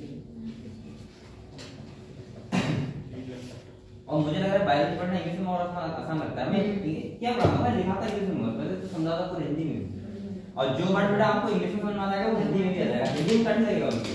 आप हिंदी की किताब पढ़ के देख लो तो आपको कुछ समझ नहीं आएगा बहुत ज्यादा। हाँ ये बात सही है, देखो आप ग्रामर सुनना कर रहे हो, जो आपको सेंटेंस बनानी है, सेंटेंस में नहीं आते कोई बात नहीं, हम तो व्हाट्सएप पे लैंग्वेज लिखेंगे, किसी के पेपर में लिखेंगे, क्या को लिखेंगे, क्या को हम क्यों लिखेंगे, और हम तो लिखेंगे क्या को के वाई है, ये तो आता है आपको अच्छे से वैसे दादा उसमें परफेक्ट कर। अगर आपको अगर मैं भी आई नहीं बताया, आई का मतलब मैं बताया, तो आप एम ए आई कितना आराम से मैं बताया क्या जा रहा है, मैंने ऐसा किया है, आपको सलाह दे रहा हूँ, नहीं करना मत है, वरना कोई समझने का। आप तो हिंदी के मिक्स करके लिखो ना पेपर में, हिंदी में मिक्स करके लिखो। हां या आपको इंग्लिश ज्यादा अच्छी आती है हिंदी की तुलना में, हिंदी ज्यादा अच्छी आती है इंग्लिश की तुलना में, ये दोनों बराबर है। हिंदी सही है, इंग्लिश में हिंदी हां दोनों बराबर, इंग्लिश में सही लगता है, जल्दी याद रहता है, आप दोनों सब पाए।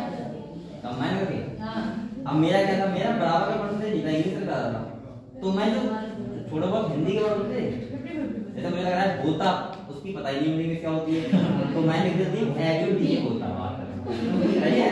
अब उसने पढ़ा होगा तो मुझे होगा एक्स्ट्राऑर्डिनरी बात बच्चा है, पास कर दे रहे हैं, पास हो गया वो, और मुझे पास नहीं होना था गाड़ी कुछ नहीं होना।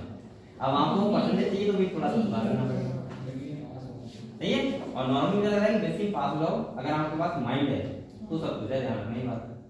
बेटा आप टीचर ऐसे नहीं बन जाओगे, ध्यान रखना, टीचर की तैयारी कर रहे हो, डॉक्टर की तैयारी कर रहे हो, किसी कर रहे हो, क्योंकि आपको पता नहीं कितना बच्चा ये कंप्लीट करे हुए 5 साल पहले बैठा हुआ है, कितने बच्चे बैठे हुए। आप लोग खाली यहाँ से स्ट्रांग बनो, जिस दिन आप लोग यहाँ से स्ट्रांग बन गए फिर आपको नौकरी कितनी पड़ेगी, आपको नौकरी खुद ढूंढेगी कि हमारे पास आ जाए।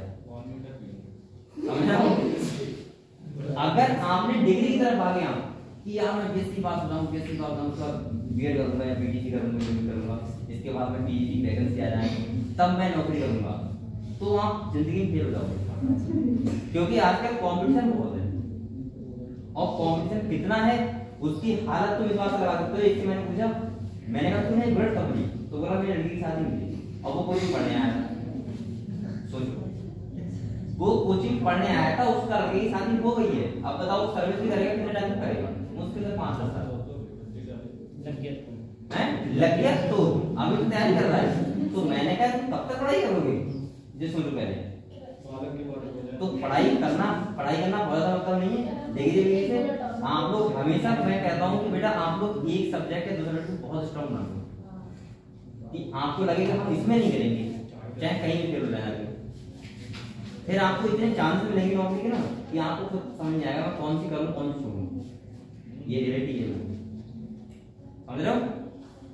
अरे आप लोग कुछ सोचो बेटा, एक बीएससी वाला बच्चा होता है जो नॉर्मल बीएससी करता है, मुझे ये लगता है कि उसे सही से चैप्टर्स के नाम नहीं पता होंगे, कौन कौन से चैप्टर इंटीग्रेशन होते हैं, रिजल्ट के अंदर का तो बहुत हो गया कि उसमें होता क्या है, वो तो बहुत हो गया, तभी तो कॉम्पिटिशन तैयारी करना बहुत जरूरी होता है कि आपकी नॉलेज बढ़ती है, और नॉलेज आपके अंदर है तो फिर आपको फिर नौकरी जरूरत नहीं है। मुझे लग रहा है कि बेरोजगारी लोग जो लोग करते हैं वास्तव में करते कुछ होती नहीं है। आप लोग जो ये कोचिंग है नहीं ऐसी वगैरह की, इनमें जो बच्चे घूमते रहते हैं, इनसे तुम छोटा सवाल पूछ लेना, उन्हें वो निकाल देगा, तो फिर नौकरी कौन दे देगा। तुम नॉर्मली जो बच्चे होते हैं, जनरल साइंस समझ होती है, आप किसी बच्चे से पूछना कि प्रोबेबिलिटी इक्वालिटी साइंस में क्या डिफरेंस होता है, नॉर्मल पूछ लेना, वो तैयारी तो समझ लगता होगा कि आईएससी कर रहा हूं मैं, लेकिन मतलब उससे प्रोबेबिलिटी इक्वालिटी साइंस में अंतर तो नहीं होगा। तैयारी कर रहा है, हाँ भाई से पूछ रहा हूँ, और 3 साल से तैयारी कर रहा है किसी को आगे, तो बताओ उसको कौन सी सरकार नौकरी दे देगी। नॉलेज ही नहीं है उसके अंदर, वो तो खाली अपना टाइम पास कर रहा है कि 4 साल तैयारी कर रहा हूँ, तैयारी का मतलब ये नहीं होता बेटा, तैयारी का मतलब होता है नॉलेज कितनी है आपको। और इसीलिए मैं कहता हूँ कभी ये मत सोचना कि नीट में क्रॉस कर दूं, पूजा कर रहा लगातार, प्रार्थना कर रहा हूँ नीट मिला नीट मिला, ऐसा मत सोचो करो। ऐसा समझा करो कि मेरे अंदर नॉलेज तो पहले बढ़े मेरी, मुझे आता भी तो कुछ हो। और जिस दिन आपको आने लगा उस दिन आप वास्तव में कह रहा हूँ आपको कोई अफसोस नहीं होगा कि आप डॉक्टर ना बने या आप टीचर ना बने गवर्नमेंट, कोई अफसोस नहीं होगा, क्योंकि आपके पास नॉलेज होगी तो आप कहीं भी जाके आप पैसा कमा सकते हो। सही है, लेकिन किस बेस पे? नॉलेज की बेस पे। वरना बेटा आपको नौकरी क्या आप लोग तड़पते रहोगे कि यार मैं 2 नंबर से रह गया, 10 नंबर से रह गया। अभी आपको पता है पुलिस की जो वैकेंसी आई पुलिस की 50 लाख फॉर्म पड़ा है, 50 लाख, और वैकेंसी कितनी है? 50,000। अरे 60,000 मान ले, 10,000 मान ले, 60,000 वैकेंसी के लिए 50 लाख फॉर्म पड़ा है। पहले आप वो तो आइडिया लगाओ कितना कंपटीशन है। तो आपको क्या बढ़ानी पड़ेगी? नॉलेज बढ़ानी पड़ेगी। आप लोग कभी ये मत सोचो कि यार मैं बीएससी में टॉप कर लूं, इंटर में टॉप कर लूं, 10th में नहीं। तुम्हें नॉलेज अगर है मान लो तो आपको कहीं टॉप करने की जरूरत नहीं, सब कुछ रहेगा। समझ रहे हो? और नॉलेज होती है तो आपको किसी चीज की जरूरत नहीं होती, ऐसा पैसा, प्रॉपर्टी, ट्रैक्टर, ये जे वो सब एक मार का वो आपको पैसा कमा सकते हो कहीं, ठीक है? तो नॉलेज होनी चाहिए। खाली 20 रुपए का मिलता है ना मार्कर, कितने का मिलता है? 30 रुपए का मार्कर मिलता है। हाँ बस आप अपना काम करा लो, जल्दी काट लो, 4 रोटी खा लो, नहीं से बात चीज कह रहा है। मैं कह रहा हूँ अगर आपके पास मार्कर है तो आप दाल रोटी खा लोगे 4 लाख, सही है? तो ये है बस, और कुछ नहीं होगा, ठीक है? नॉलेज चलो देखो, इसीलिए मैं बता रहा हूँ बेटा कभी भी आप ध्यान दीजिएगा, ठीक है? कभी ये मत भागो कि मैं किसी नौकरी फॉर्म डाल दूं तो उसका भी मैं पेपर क्रॉस कर दूंगा, नहीं। पहले सोचो मुझे आता कितना है। जब तक नहीं आएगा तब तक बेटा कॉम्पिटिशन बहुत ज्यादा रहेगा, आप नौकरी नहीं पाओगे किसी की भी, चाहे डॉक्टर से चाहे टीचर से, ठीक है?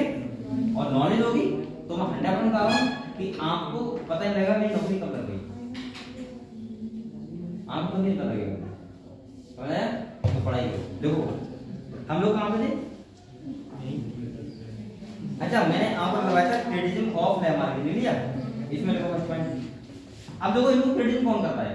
पहला करता है बेटा, आप लोग बताओ, हमारी जो इंडियन फीमेल होती हैं वो अपने नाक कान चलाती हैं, करवाती हैं। तो कभी बच्चा ऐसा होगा कि नाक कान चला हुआ पैदा होगा, तो इसको क्या कर रहा है? क्रिटिसिज्म कर रहा है, नहीं कर रहा है?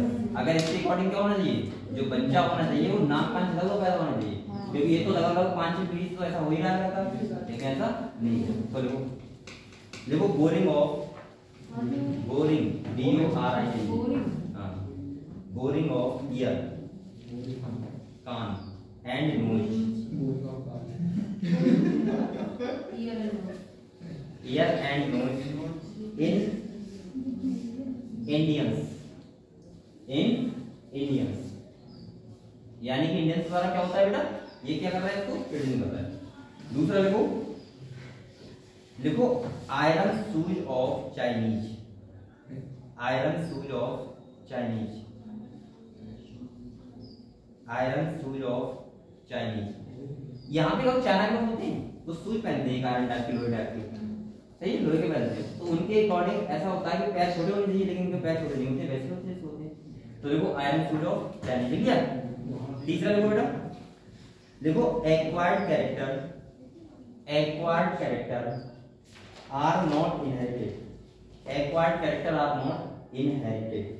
एक्वायर्ड कैरेक्टर का ट्रांसफर नहीं होते हैं, जो इन्होंने कहा था, आर नॉट इनहेरिटेड,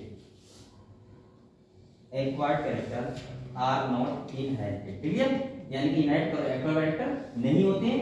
कौन से कैरेक्टर होते हैं? आपको सोमैटिक कैरेक्टर, सोमैटिक कैरेक्टर मतलब होता है आपका जीनोम ट्रांसफर होता है, ठीक है? जो आपके डीएनए के कैरेक्टर है वो ट्रांसफर होंगे। अब डीएनए का मतलब चलो बेटा लिख लिया। इसके बाद आप लोग एक पॉइंट लिखो कॉमन, एक साइंटिस्ट नाम लिखो बिस्मैन, देखो बिस्मैन,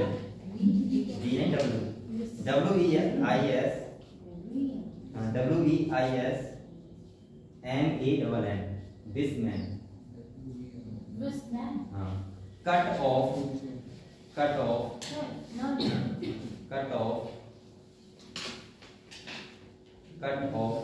टेल, पूंछ, ऑफ रैट, इसकी चूहे की,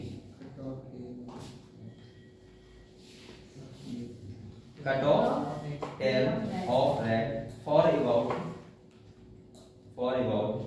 22 जनरेशन। कितनी जनरेशन काटा था? 22 जनरेशन को सारे चीजें बनने करनी है। देखो rat for about 22 generation, 22 generation, ठीक है। But there was no generation लिख लिया, but there was no reduction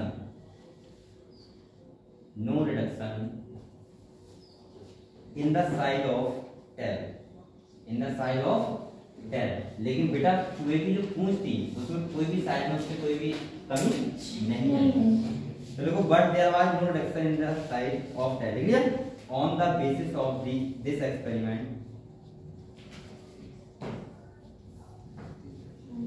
on the basis of this experiment,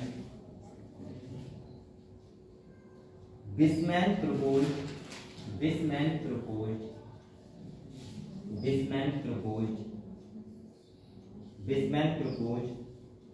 the theory of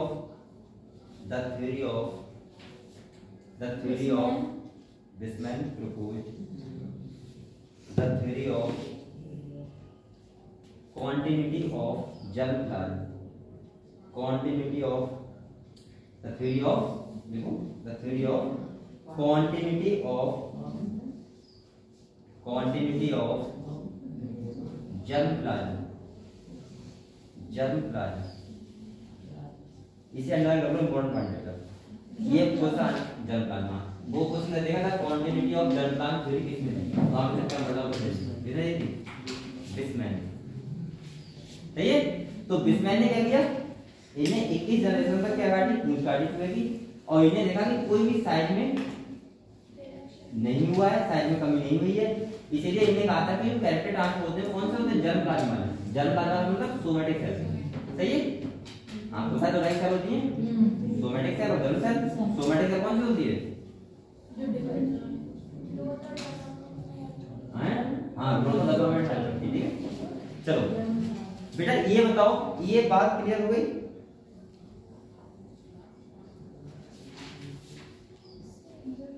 ये बताओ क्लियर हुआ? सही है। तो आपको अब हेड डालो डार्विन। हम इनकी बात समझते हैं। इन्हें क्या कहा? हेड डालो डार्विन, DRAW। अच्छा ये मुझे थोड़ा समझ सकते हैं डार्विन, इनकी बातें अच्छी लगती हैं। ये इसके लिए गलत है, मैं लिख दिया, मैं बोल दे रहा हूँ, मैं एन आना भूल गया। DRAWI NISM ऐसे एन डार्विन बोलते हैं। DRAWI हाँ DRAWINISM लिख लिया? अरे कैसे भी लिख लो, डार्विन लिख लो खाली, बस आपको नीट में लिखा हुआ होगा ना मेरा जो। अब ब्रैकेट लिख लो डार्विन थ्योरी।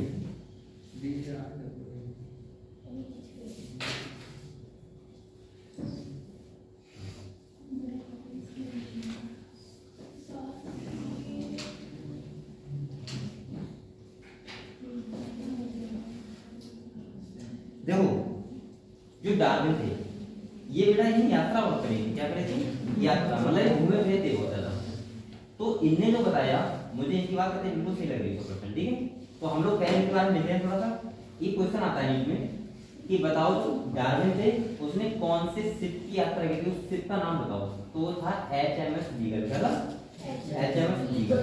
और इन्हें 5 साल की यात्रा की थी। तो आपको पहले ये सब लिख लो, देखना बेटा। देखो डार्विन was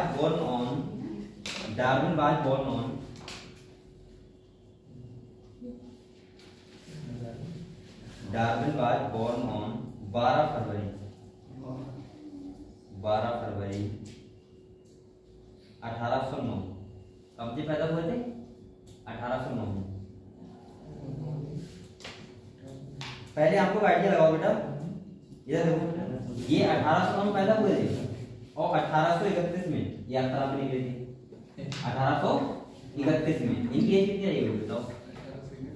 1809 में पैदा हुए थे, और 1831 में यात्रा पे निकली थी। इनकी एज कितनी रही होगी? 21 या 22 साल? 22 साल 21 साल 21 साल की एज में यात्रा आप निकले, तुम 21 साल की जब हो गए ना, तुम कुछ भी नहीं आता होगा। अभी हो जाओगे 3 साल बाद तो वहां पे यात्रा में लगेगा, नहीं निकल पाओगे ना। लगभग बता रहा हूँ 21 साल का बच्चा क्या जानता है आजकल? नॉर्मली तो नहीं जानता है कुछ। हाँ आप होशियार तो नहीं करेगा, नॉर्मल बता रहा हूँ। जो और बच्चे होते हैं 21 साल के कुछ नहीं जानते, और ये 21 साल की एज में यात्रा पे निकल गए थे डिस्कवरी करने के लिए, दुनिया को देखने के लिए। समझ रहे हो कि कैसे कैसे लोग यहाँ पे क्या क्या है। ठीक है, देखो देखो ये वही बात हो गई। कुछ बच्चे तुम देखो बहुत एक्टिव होते हैं, सही है, और कुछ बच्चे ऐसे होते हैं उन्हें कहा फिलहाल फील भी करो, ऐसा होता नहीं है। इतने बेकार लगते हैं बच्चे। जैसे तुमने देखा होगा कुछ बच्चों से पूछो कि बेटा आप कौन से स्कूल में पढ़ते हो, तुरंत आएंगे मिशन पब्लिक स्कूल में। उनसे पूछो आपका नाम क्या है, तुरंत आएंगे। हाँ उनसे पूछो आपके फादर का नाम क्या है, तुरंत आएंगे। सही है, और कुछ बच्चों से कहना बेटा कौन से स्कूल में पढ़ते हो ना, मम्मी कर रहे हो तुमने अब तुम्हें उससे थोड़ा प्यार है, मान लिया तुम्हें उससे थोड़ा प्यार है, तुमने उसका हाथ पकड़ लिया तो ऐसा लगता है कि थप्पड़ मार दिया। ये जो होता है कि ऐसा लगता है यार पकड़ के नहीं दिया, तुम कहो जा यार यहाँ से कहाँ पूछने लगा। समझ रहे हो आप लोग? तो ऐसे बच्चे होते हैं। अब जो डार्विन थे वो कौन से वाले थे? जो मैं बता रहा हूँ एक्टिव वाले। ये आपका नाम क्या है, तुरंत नाम, स्कूल का नाम क्या है, तुरंत आ गया। सही है, ऐसे बच्चे होते हैं तुम उससे मिल जाते हो। हाँ जानता हूँ, क्या कहाँ देखा था? फेसबुक देखा, मतलब वो ये क्या होता है कि फेसबुक पर कहाँ देखा था, वैसे उन्हें देखा होगा कभी। बच्चे जो फेसबुक चलाएगा उसके फादर मुझे चला रहा है, जो देख रहा है तो पहचान लेते हैं कि हाँ तो मैंने तुम्हें फेसबुक देखा। अब क्या होगा, कुछ बच्चे उनसे कहना वो 10 बार घर पे गए होंगे, 10 बार में देखा होगा तुम्हें, फिर भी कहना बेटा मुझे जानते हो, रोने लगे ना, रोने लगे इस बात में, रोने लगे मुझे जानते हो, रोने लगे। मतलब उन्हें कुछ नहीं पता होता है, खाली रोना आता है। तो ऐसे बच्चे गधे बच्चे होते हैं। हाँ अरे कुछ नॉर्मल ही। अब तुम जैसे बस तुमने इतनी अकल होती है, जैसे तुम बिस्किट आया वाली तो उधर ऐसे बहुत और जैसे दोगे तुरंत नहीं कर दिया, उन्हें इतना नहीं होती है। जैसे तुमने बिस्किट दिया उन्हें तुरंत पकड़ा होगा, बस इतने इसमें एक्सपर्ट होते हैं और किसी काम में।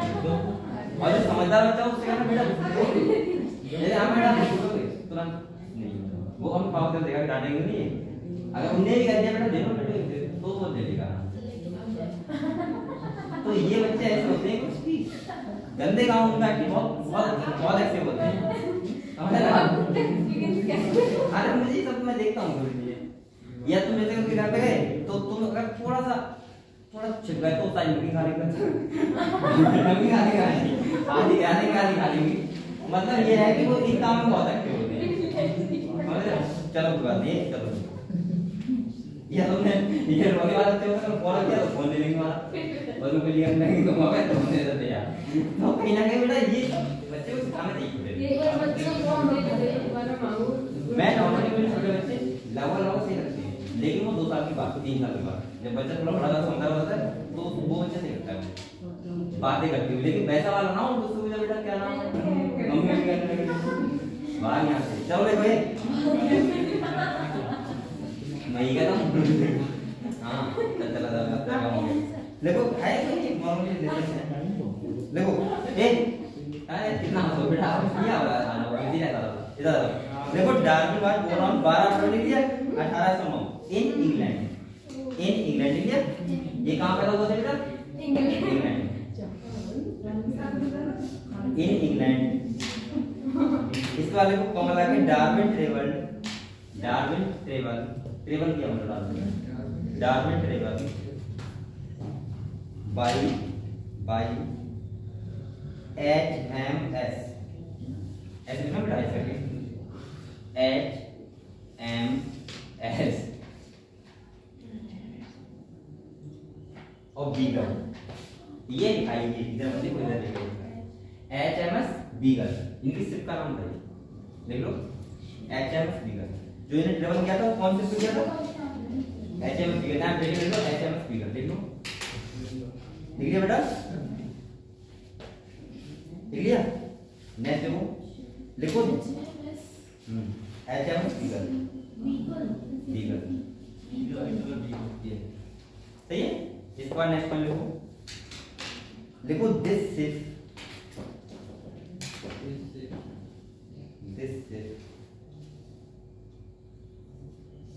this ship going on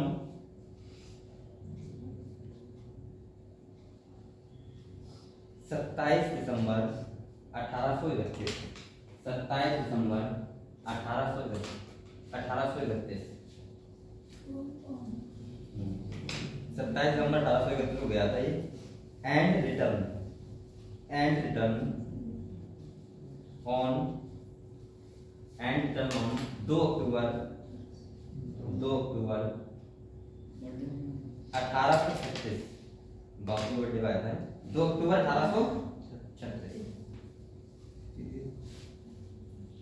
इसके बाद बेटा he traveled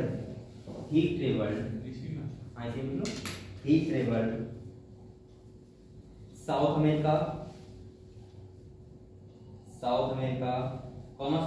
अफ्रीका, इसे कहाँ ट्रेवल किया, ठीक है। तो देखो South America,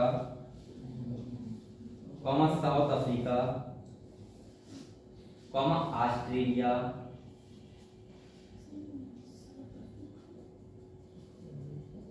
and Galapagos island, Galapagos island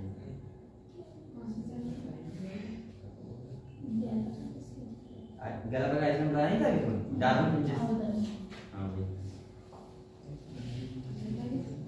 Galapagos Iceland, ठीक है। तो यहाँ इसने क्या की थी, यात्रा की थी, तभी तो इसने डार्विन ने क्या देखा था, वो डार्विन फिंचेस आया था, वो इसीलिए आया था इस बार। चलो बेटा इसके बाद देखो, इन्हें 2 बुक भी लिखी थी, वो स्वामी ए इन्फ्लुएंस दो बुक ने पढ़ी थी। तो देखो हम देखो Darwin was influenced by 2 book, Darwin was influenced by 2 books, two books.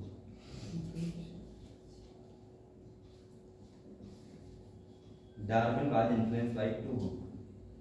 उन 2 बुक के नाम लिखो बेटा, एक थी principles of population, Darwin was influenced by मतलब किससे प्रभावित हुए, ठीक है। तो फर्स्ट बुक कौन सी है, प्रिंसिपल्स ऑफ पॉपुलेशन,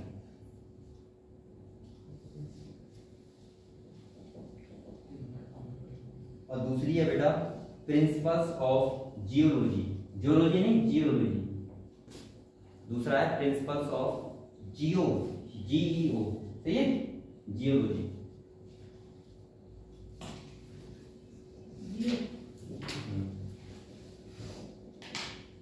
जियोलॉजी, तो ये 2 बुक से क्या थे, इन्फ्लुएंस हुए थे, इन्हें पढ़ के इन्हें प्रभावित हुए। अच्छा एक बात और बताऊं कहानी में, ऐसा था डार्विन थे, डार्विन इन्हें थोड़ा दिमाग लगाया एक्स्ट्रा, इनके चेहरे थे बेलिस, कौन थे, बेलिस। ऐसा बोला जाता है कुछ किताबों में ऐसा लिखा हुआ है कि जो डार्विन थ्योरी है वो डार्विन ने नहीं दी, किसने दी थी, बेलिस ने बताया इसके बारे में। लेकिन उन्हें सुनी कहानी और उनको इग्नोर कर दिया, अपने आप को पूरा बोल दिया, समझ गए आप लोग। तो इसीलिए ऐसा बोलते हैं कि बेलिस की और डार्विन की थ्योरी सेम है, सही है, लेकिन डार्विन की हम लोग ज्यादा पढ़ते हैं। तो लिखना नेक्स्ट पॉइंट, देखो बेटा देखो there was similarity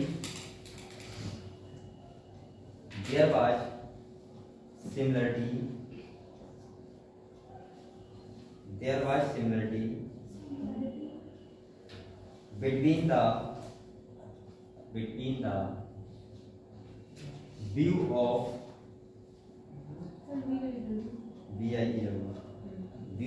Darwin and Wallace, view of Darwin and Wallace, WALLACE, Wallace, ठीक है। चलो अब इस थ्योरी के मेन फीचर देखो, जैसे हमने उसके देखे थे, उसके 3 फीचर थे मेन, कौन कौन से थे बेटा आपको पता है? इफेक्ट ऑफ एनवायरनमेंट, दूसरा use and distribute of organ, और तीसरा क्या था?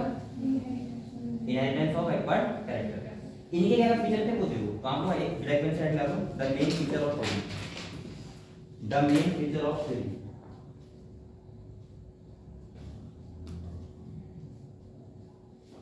Main feature of theory,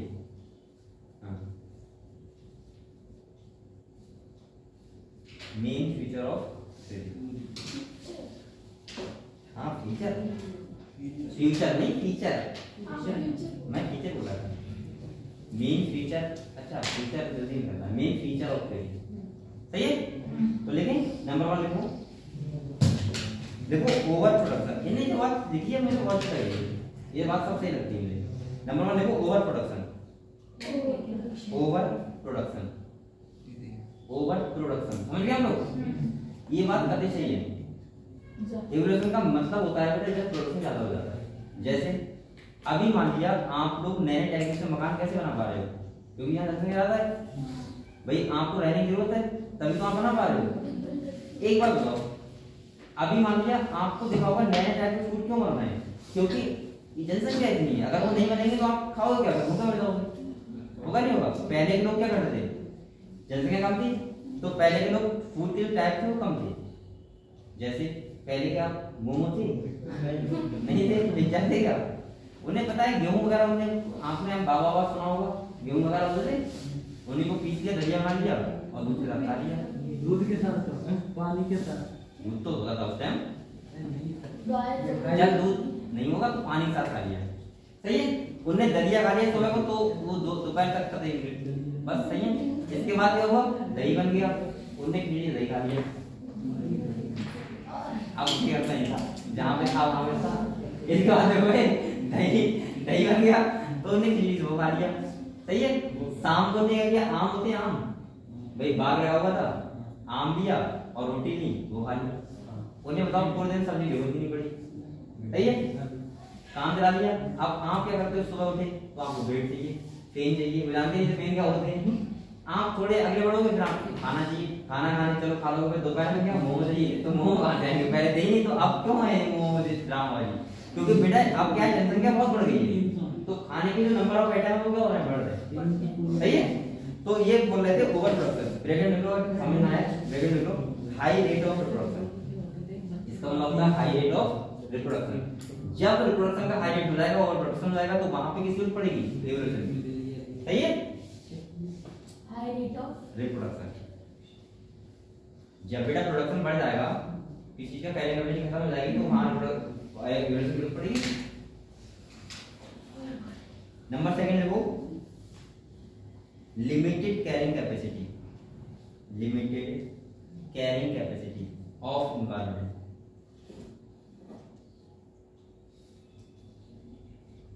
limited carrying capacity of environment,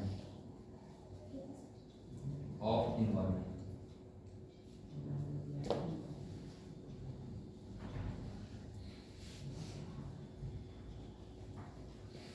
तो बेटा इसका मतलब क्या होगा, एवोल्यूशन तब होता है जब कैरिंग कैपेसिटी क्या हो जाती है खत्म।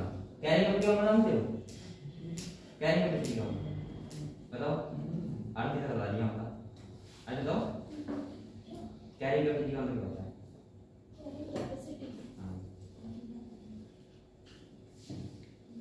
अरे लेने की क्षमता इसकी क्या कहा है तुम बताओ? कैरिंग कैपेसिटी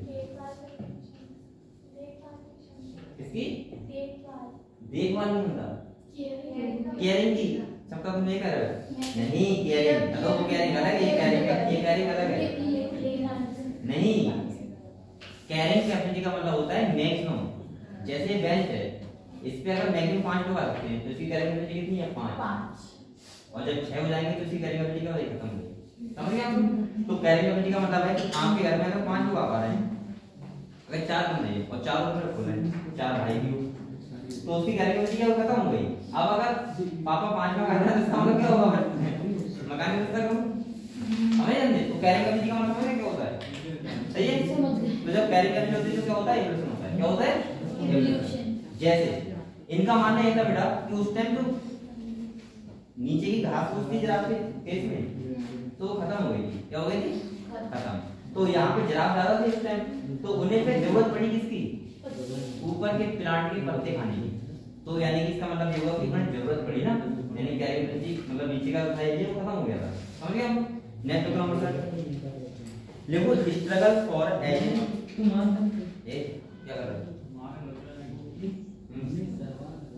बताओ। देखो struggle for existence, struggle for existence मतलब एग्जिस्टेंस लिख लिया। स्ट्रगल फॉर एग्जिस्टेंस लिख लिया।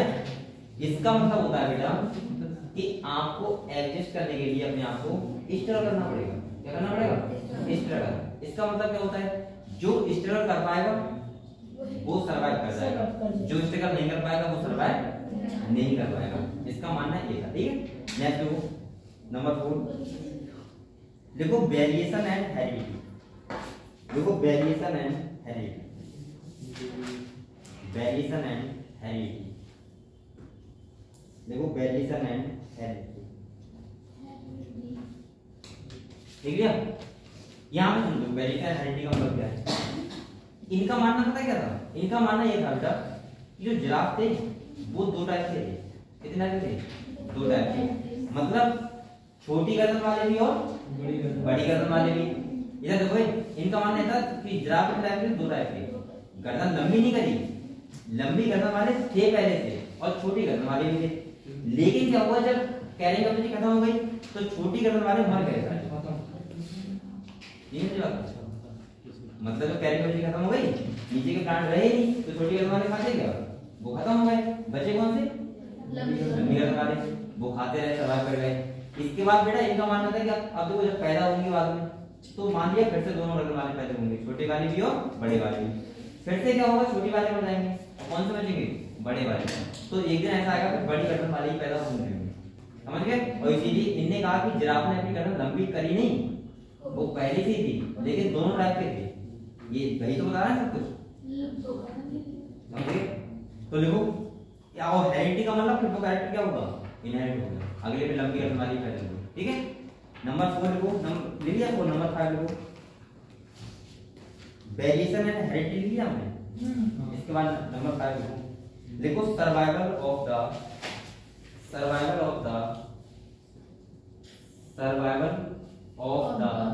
फिटेस्ट। फिटेस्ट मतलब फिट हो, FITTEST fittest. Survival of the fittest और नेचुरल सिलेक्शन। बेटा इसका मतलब क्या होगा? देखो इनने एक कहा था, देखिए यहाँ पे नेचुरल सिलेक्शन क्लियर।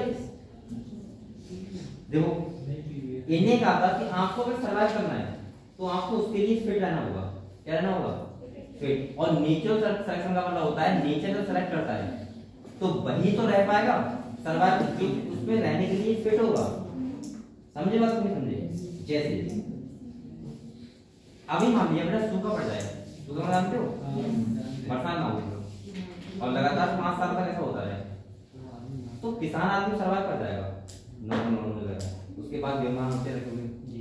लेकिन जो किराए पे रह रहे हैं यहाँ पे, किराए पे हम भी रहेंगे कैसे हम हो सकते हैं? जो किराए पे रहते हैं, मान लिया किराए पे मतलब नहीं समझ, जो खाली मकान है, इस बात खरीद नहीं है, ऐसे लोग हैं वो उसमें सर्वाइवल के लिए फिट ही नहीं होंगे। वो बीमार कहाँ से जीतेंगे? समझे बात को? तो इसका मतलब ये है कि क्या हो गया? Natural selection. क्या हो गया? नेचर ने सेलेक्ट किया कि जो फिट है वो सर्वाइव कर पाएगा, जो फिट नहीं है वो सर्वाइव नहीं कर पाएगा। तो ये क्या होता है? Natural selection. मतलब नेचर द्वारा सेलेक्ट किया हुआ। तो उन्हें ये बताया था जिराफ थे जो फिट अपने आप को कर पाए उसके अकॉर्डिंग तो वो सर्वाइव कर गए, और जो फिट नहीं कर पाए वो अपने आप सर्वाइव नहीं कर पाए और सर्वाइव नहीं कर पाए तो वो क्या हो गए? मर गए। इसीलिए इसका रीजन है कि जिराफ जो है वो सारे कैसे हैं? लंबी गर्दन वाले। समझ गए आप लोग? तो इन्हें बोला साफ साफ सर्वाइवल फॉर द फिटेस्ट या नेचुरल सिलेक्शन। जब नेचुरल सिलेक्शन होता है तो उसमें फिट हो पाएगा वही सर्वाइव करेगा, बगैर लोग क्या हो जाएंगे? खत्म हो जाएंगे। भैया भी कोरोना हुआ था सोचो, तो आप इसको नेचुरल सिलेक्शन बोल सकते हो। तो यहाँ पे कौन बचा? जो गांव वाले हो जाता अब गांव वाले नहीं, शहर वाले भी बच्चे, लेकिन मैं ऐसे हो सकता हूँ बेटा। उसकी इम्यूनिटी बहुत हाँ, जिसकी इम्यूनिटी सही थी वो बच गया, जिसकी इम्यूनिटी नहीं थी सही वो खत्म हो गया। कोरोना में तो काफी खत्म हुए थे, लेकिन अगर वैक्सीन से नहीं बात कर रहा है काफी खत्म हो रहा है, सही है। और ये क्या हो रहा था, सिलेक्शन हो रहा था। चलो हैं, देखिए बेटा, चलो नेक्स्ट नंबर 6। अच्छा एक यहाँ पे लाइन लिखना बेटा, एक लाइन लिखो, एक सेंटेंस और है, देखो तो इसी में हाँ, देखो the original idea of survival, the original idea of survival of fittest, survival, the original idea of, देखो the original idea of survival of fittest, fittest मतलब वही fittest was proposed by Herbert Spencer. ये जो original idea दिया था वो दिया था किसने, हार्वर्ड स्पेंसर ने। ये नेचर में सर्वाइव कर जाएगा, वही क्या रहेगा, फिट रहेगा।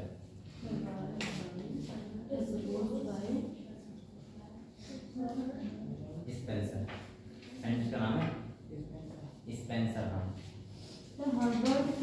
हार्वर्ड, HERVERD, हार्वर्ड स्पेंसर, लिख लिया। नेक्स्ट का लिख लो, ओरिजिन ऑफ न्यू स्पीसीज, नहीं ऐसे लिखो,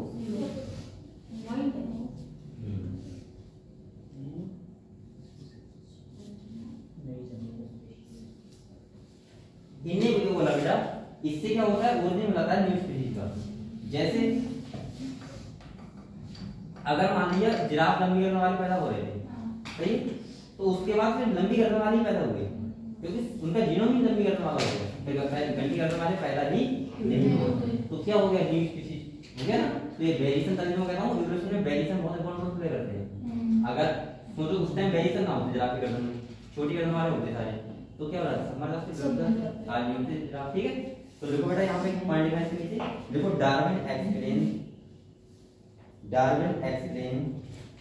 that variations, Darwin explained that variations appearing due to Darwin explained that variations appearing due to environmental change,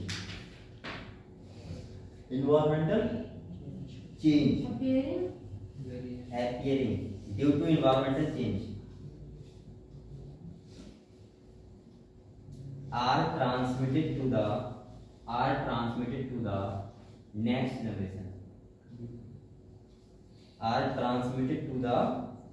next generation,